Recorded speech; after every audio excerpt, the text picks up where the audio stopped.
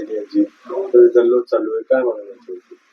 तर वातावरण पावसाचं नाही, वरते ढग पण नाही, पण पाऊस मात्र गारपीट झाली. वातावरण काहीच नसतं आणि निवडणुकीचा निकाल मात्र बीजेपीच्या बाजूने लागलेला असतो.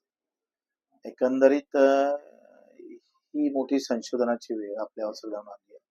लोकशाहीचं पतन होऊ नये.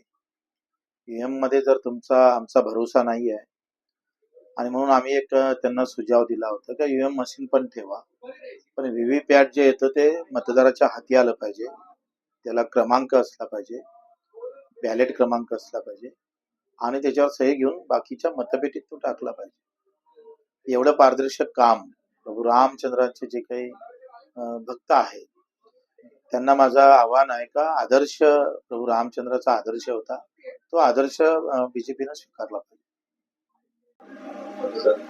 तर एकनाथ शिंदे साहेबांचा वाढदिवस आहे, काय सांगितलं? त्यांना वाढदिवसाच्या शुभेच्छा देतो. दिव्यांग मंत्रालय निर्माण करण्यात त्यांचा सिंहाचा वाटा होता आणि म्हणून येत्या काळामध्ये आज जरी पायरी घसरली असेल तरी येत्या काळामध्ये ते मुख्य पायरीवर जाईल अशा शुभेच्छा व्यक्त करतो.